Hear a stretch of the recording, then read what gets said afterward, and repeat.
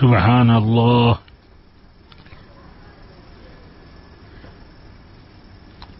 سبحان اللہ والحمد للہ ولا الہ الا اللہ واللہ اکبر ولا حول ولا قوة الا باللہ العلی العظیم والصلاة والسلام على سيدنا محمد رسوله النبي الكريم صلى الله تعالى عليه وعلى آله وأصحابه أفضل الصلاة وأكمل التسليم أما بعد فأعوذ بالله من الشيطان الرجيم بسم الله الرحمن الرحيم رضي الله عنهم ورضوا عنه ذلك لمن خشي ربه صدق الله العلي العظيم وصدق رسوله النبي الكريم صلى الله تعالى وسلم وبارك عليه وعلى آله وأصحابه أفضل الصلاة وأكمل التسليم.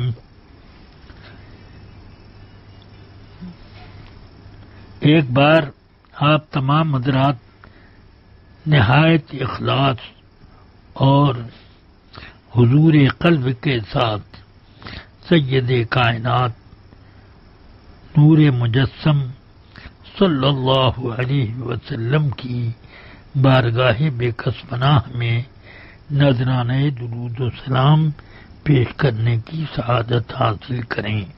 اللہم صلی علی سیدنا ومولانا محمد معدن الجود والکرم منبع العلم والحلم والحکم وعلى آلہ واصحابہ وبارک وسلم. عزیزان ملت اسلامیہ، آج حضور سیدی تاج الشریعہ علامہ اختر رضا قادری مد ظلہ العالی ورحمۃ اللہ تعالی علیہ کا عرس پاک ہے. اس مناسبت سے چند کلمات میں عرض کرنا ضروری سمجھتا ہوں. حضور تاج الشریعہ یوں تو خود اپنی ذات میں ایک مکمل جہان علم و عمل تھے، لیکن ایک بہت بڑی خوبی یہ تھی آپ کے اندر کہ سیدنا اعلی حضرت امام احمد رضا قدس سرہ العزیز کی نسل پاک میں کریم الطرفین بزرگ آپ ہیں، اور اسی طرح آپ کو نجابت علمی و جلالت شان حاصل ہے. آپ یوں تو بہت کم سخن تھے کہ ضرورت اور حاجت کے مطابق ہی نپی تلی گفتگو فرماتے، مگر جب کسی علمی تحقیق کا معاملہ آتا تو آپ اپنے نپے تلے الفاظ میں مفہم طریقے پر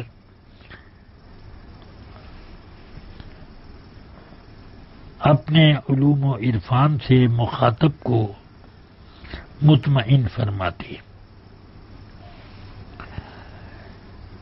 آپ اپنی علمی گفتگو ہی پر زیادہ تر انحصار فرماتے،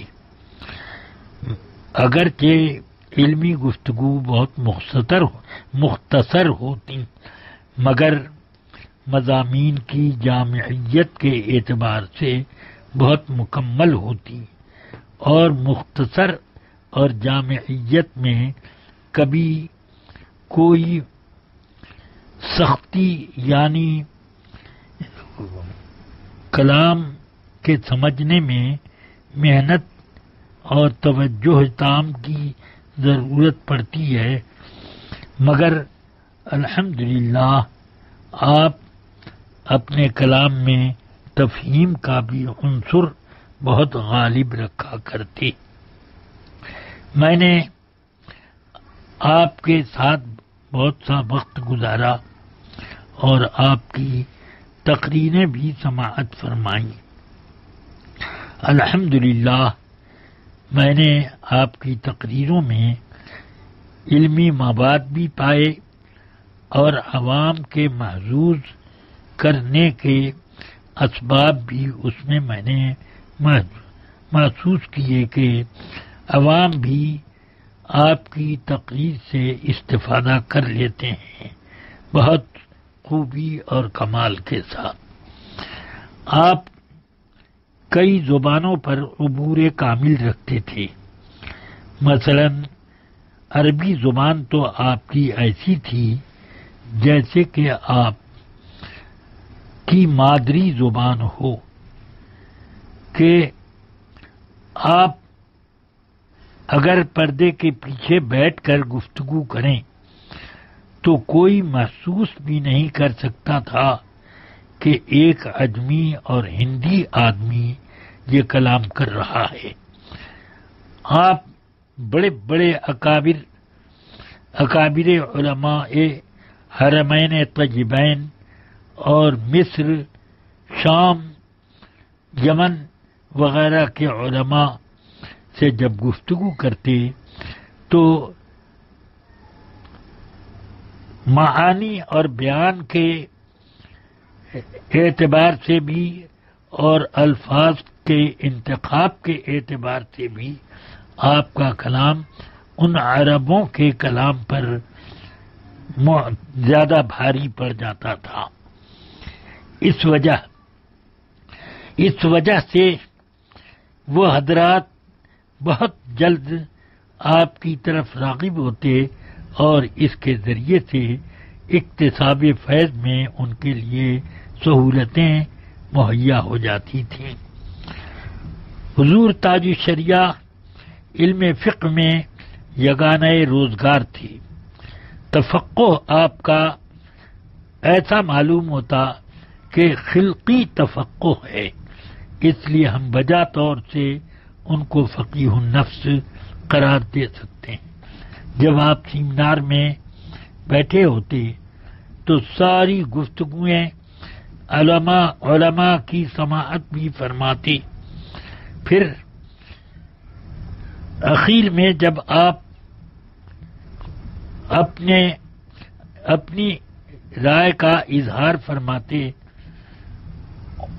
اور معافی ضمیر کو ادا فرماتے تو اس کا یہ انداز ہوتا کہ ان کا موقف بہت ہی قوی ہوتا تھا۔ اس موقف کے علاوہ جتنی دلیلیں لوگ بیان کر چکے ہوتے، مختصر سے اپنے بیان میں سب دلیلوں کا جواب بھی موجود ہوتا۔ آپ جس طرح عربی زبان میں پر قادر تھے اسی طرح آپ انگریزی زبان پر بھی، یہاں تک کہ میں نے امریکہ اور انگلینڈ وغیرہ میں آپ کو دیکھا کہ آپ جب گفتگو فرماتے تو وہاں کے لوگ کہتے تھے کہ اتنی شاندار انگریزی ہم لوگ بھی برجستہ نہیں بول سکتے جس طرح سے کہ حضرت تاج الشریعہ کلام فرماتی۔ یہی حال شاعری کا تھا۔ الحمدللہ عربی کے شاعری میں مجھے معلوم ہے خوب اچھی طرح۔ حضرت سے میں نے دریافت بھی کیا کہ آپ جب ازہر میں زیر تعلیم تھے تو اس وقت بھی آپ شاعری عربی میں کرتے ہوں گے، کیونکہ آپ کی اردو شاعری تو میں نے ہندوستان میں خود آپ ہی سے زمانۂ تحصیل میں سماعت کی، مگر جب ازہر آپ پہنچے تو کیا عربی زبان میں اس وقت بھی آپ شاعری فرماتے تھے؟ فرمایا ہاں۔ تو اہل عرب آپ کی شاعری سماعت کرتے؟ کبھی ان کو سنانے کا اتفاق ہوتا؟ تو ارشاد فرمایا کہ میں زیادہ تر اپنی شاعری وہاں کے علماء ہی کو سناتا تھا، اور ان میں سے کچھ وہ لوگ تھے کہ ہمارے درس کے مدرسین ہوا کرتے تھے، مگر جب وہ لوگ میرا کلام سنتے تو برجستہ وہ یہ کہتے تھے کہ اس پر تو ذرہ برابر بھی شبہ نہیں ہو سکتا کہ کوئی اس کو کہہ دے کہ یہ اہل عرب کا کلام نہیں ہے، یہ اس میں کوئی شبہ بھی نہیں ہو سکتا۔ آپ ہندی ہو کر، عجمی ہو کر عربی کی شاعری اتنی شاندار فرماتے ہیں، اور میں نے آپ کی تقریریں بھی عربی زبان میں سماعت کی۔ مجھے بہت اس بات پر فخر ہے کہ میں نے علمی فیضان کو تقسیم کرتے ہوئے علامہ ازہری صاحب کو دیکھا اور ان مجلسوں میں میں شریک رہا۔ خیر، اردو زبان تو آپ کی مادری زبان تھی، اس میں بھی آپ کا کلام سننے کے بعد کوئی نہیں کہہ سکتا کہ ایک مجھے ہوئے شاعر کا کلام نہیں ہے، اور نعتیں تو آپ کی بالکل اعلی حضرت کی نعتوں کا جلوہ نظر آتی ہے۔ کہیں کہیں حضرت سرکار مفتی اعظم کے کلام سے مشابہت، کہیں اعلی حضرت کے کلام سے مشابہت، یہ خوبیاں آپ کی شاعری میں تھیں۔ الحمدللہ علم میں، دین میں تو آپ انفرادیت رکھتے تھے، جس کی وجہ سے آپ کا لقب علماء کرام کی زبان پر، علماء کرام کے نزدیک زبان زد تھا، تاج الشریعہ۔ آپ کو تمام علماء تاج الشریعہ کہا کرتے۔ اس سے سمجھ میں آتا ہے کہ آپ فقہ میں بڑی شاندار مہارت رکھتے۔ سیمیناروں کی شرکت اور اس میں آپ کے شاندار مباحث، پھر اعلی حضرت رضی اللہ تعالی عنہ کی اردو کے بعد بہت ہی دقیق رسالوں کا عربی میں فقیہانہ انداز میں ترجمہ، اسی طرح آپ کے شاندار فتاوی، یہ سب آپ کے تفقہ کی کھلی ہوئی دلیل ہیں۔ آپ کے فتاوی زبانی اور تحریری بہت طویل اور بہت ضخیم حیثیت رکھتے ہیں۔ ان کی طباعت اگر ہو جائے تو لوگوں کے لیے اکتساب فیض کا ذریعہ بنے۔ حضور تاج الشریعہ حدیث دانی ان کی اگر دیکھنی ہو تو سبحان اللہ، آپ نے شرح قصیدہ بردہ شریف بنامے الفردہ فی شرح قصیدۃ البردہ تصنیف فرمائی۔ میں نے اس کا جا بجا مطالعہ کیا، اور میں نے ایک شاندار فصیح عربی زبان میں اس کی شرح الفردہ اس طرح دیکھی کہ واقعتاً اسم بامسمى یہ منفرد کتاب ہے قصیدہ بردہ کی شروع کے درمیان۔ ہر شعر پر آپ جب شرح کرتے ہیں تو احادیث نبویہ علی صاحبہ الصلاۃ والسلام کی کا ایسا تسلسل معلوم ہوتا ہے کہ گویا کہ آپ نے ان ساری حدیثوں کو پہلے ہی سے جمع رکھا، اور اس کتاب کی شرح اگرچہ اتنی طویل نہیں ہے جتنی ہونی چاہیے، مگر اس میں جملہ مباحث آپ نے سمیٹ دیے ہیں اور کلام بہت جامع اس میں فرمایا، احادیث کی قطاریں لگا دی، ہر شعر پر کثیر احادیث کا ذخیرہ موجود ہے، اور آپ کی تصانیف کی بھی ایک لمبی قطار ہے۔ الحمدللہ ہم نے یہ پایا کہ حضرت تاج الشریعہ علم و عرفان کے میدان میں یکتائے روزگار تھی۔ میں نے بارہا اپنی تقریروں میں ہندوستان کے بھی بڑے بڑے مجموعوں میں اور بیرون ہند کے بھی بڑے بڑے اجلاس میں برملا میں نے یہ اعلان کیا کہ آج اگر کوئی حضور سیدنا اعلی حضرت کے علوم کثیرہ کا جامع اور ان کا سچا وارث ہے تو وہ صرف ایک حضرت علامہ اختر رضا خان صاحب تاج الشریعہ ہیں۔ اس سے یہ میں کبھی تقریر میں غلط باتیں نہیں کہتا، مگر میں نے یہ بات کہی اور کسی نے میری اس بات کو آج تک تکذیب نہ کی۔ حضور تاج الشریعہ نے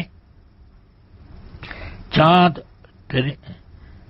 کے یعنی رویت ہلال کے سلسلے میں یا صلاۃ علی القطار ریل پر نماز کے بارے میں یا اور کچھ مسائل میں بعض فتووں کے خلاف جب اپنی تحقیقات پیش کی تو آج تک اس کا کوئی جواب نہیں آ سکا۔ اس سے معلوم یہ ہوا کہ اصابت رائے کے معاملے میں حضرت تاج الشریعہ اعلی حضرت کے سچے وارث تھے۔ اللہ تبارک و تعالی ہم سب کو ان کے فیوز و برکات سے مالا مال فرمائے۔ اب میں ان کے تصانیف کے بارے میں تفصیل کے ساتھ تو نہ بیان کروں گا، مگر اتنا اجمال میں بیان کر سکتا ہوں کہ کثیر رسائل آپ کی تصانیف میں موجود ہیں، اور اردو میں اعلی حضرت کی کتاب یا المعتمد کا اردو زبان میں ترجمہ، یہ سب، اور خود آپ کی کے فتاوی اور کتابیں، یہ سب تو ہیں موجود۔ عربی میں بھی اعلی حضرت کے کئی اردو رسائل کا آپ نے محققانہ شاندار ترجمہ فرمایا، تو اس لیے میں سمجھتا ہوں کہ آپ کثیر التراجم اور کثیر التصانیف عالم دین ہیں۔ آپ نے اپنی چند تصانیف جامعہ ازہر کے وائس چانسلر الشیخ طنطاوی کے سامنے ان سے ملاقات کے وقت جب پیش کیے اور بعض باتیں آپ سے ہوئیں تو برملا انہوں نے آپ کی تعریف کی۔ غالباً دو رسائل ایسے تھے کہ جن میں ازہر کے دو عالموں کے فتووں کا رد موجود تھا، اس میں ذکر کیا آپ نے، اور جب ذکر کیا تفصیل سے اس کو بتایا کہ یہ آپ کے ہاں جو علماء ہیں ان کے یہ خیالات، اس کے رد میں یہ کیا. انہوں نے جیسے ہی پڑھا اور ایک سرسری نظر سے دیکھنے کے بعد کہا کہ بالکل صحیح آپ نے ان کا رد کیا ہے، ان کو ایسا لکھنا نہیں چاہیے تھا.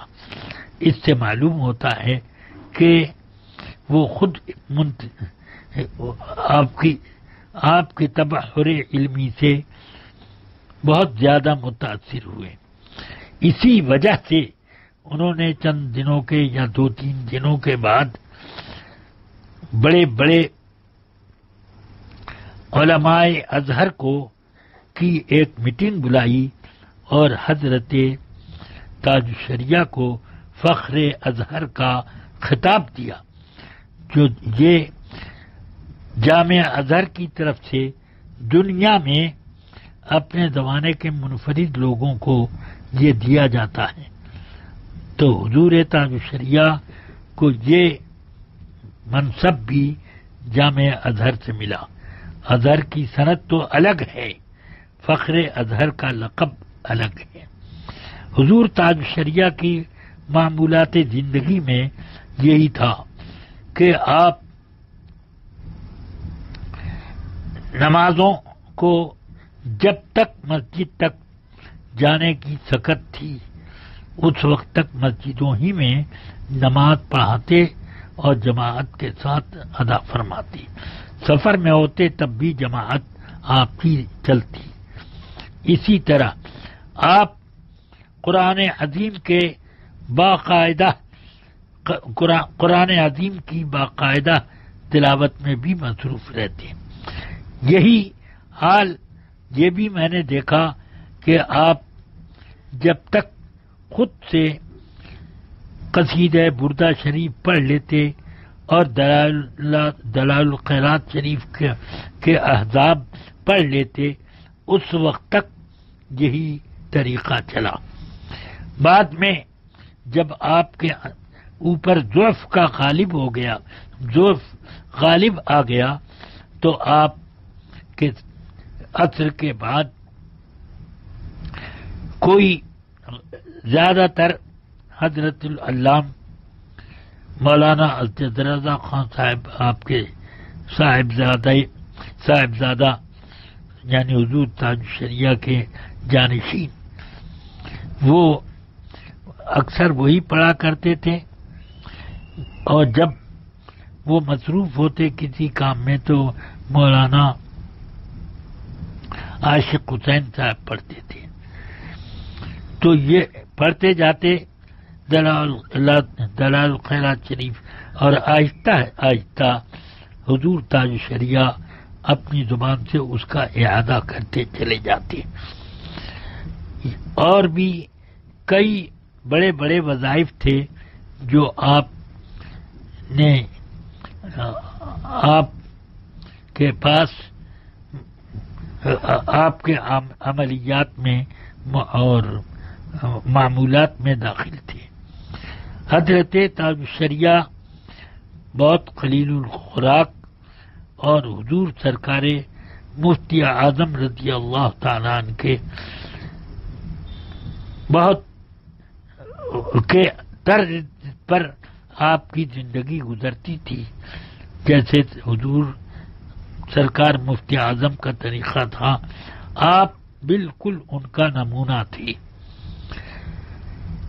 حضور تاج الشریعہ کی ہر تعریف سے بڑی تعریف میری نظر میں یہ ہے کہ سرکار مفتی اعظم جو اپنے زمانے میں یگانۂ روزگار تھے پوری دنیا میں، علم و عرفان اور زہد و تقوی اور قرب الہی کے اعتبار سے. آپ نے حضور تاج الشریعہ کے بارے میں جو عبارت لکھی تھی، اس عبارت کا ایک جملہ مجھے اب تک یاد ہے، اور میں نے وہ خود حضرت کے دستے کرم سے لکھا ہوا میں نے مشاہدہ کیا. اس نے یہ فرمایا کہ میں مولوی اختر رضا خان صاحب کو اپنا قائم مقام مقرر کرتا ہوں۔ اپنے ضعف و ناتوانی کی وجہ سے میں لوگوں سے اگر ملاقات نہ کر پاؤں تو اپنی تمام حاجات کے معاملے میں انہی سے رجوع فرمائیں آپ لوگ۔ ہاں، اس سے پتہ چلتا ہے کہ حضور تاج الشریعہ کو علامہ اظہری اپنا قائم مقام فرما رہے ہیں۔ صرف یہ نہیں کہ جانشین ہو، قائم مقام کا تو مطلب یہ ہوا کہ جو کام مجھ سے لوگ لیتے ہیں وہ سب کام یہ میری طرف سے انجام دیں گے۔ بس میں دعا کرتا ہوں کہ اللہ تبارک و تعالی ہم سب کو حضور تاج الشریعہ کے فیض و برکات سے مالا مال فرمائے اور ہمیں ان کی زندگی کے جو شاندار گوشے ہیں ان گوشوں کا بھی فیض عطا فرمائے۔ وصلی اللہ تعالی علی خیر خلقی۔ اور یہ بھی میں دعا کرتا ہوں کہ حضرت قائد ملت علامہ اسجد رضا خان صاحب قادری مدد اللہ العالی جو حضرت کے جانشین ہیں، ان کی عمر میں ان کے فیضان علم و عمل اور فیضان تقوی و اخلاق ان سب میں ہم سب کو حصہ عطا فرمائے اور ان کے مریدین متوسلین کو اللہ تعالی مطلب بے حق مسلک اعلی حضرت سے ہمیشہ وابستہ رکھے اور ہم سب کے متعلقین کو بھی۔ وصلی اللہ تعالی علی خیر خلقی وقاسم رزقی سیدنا و مولانا محمد وعلی آلہ و اصحابہ اجمعین برحمتک یا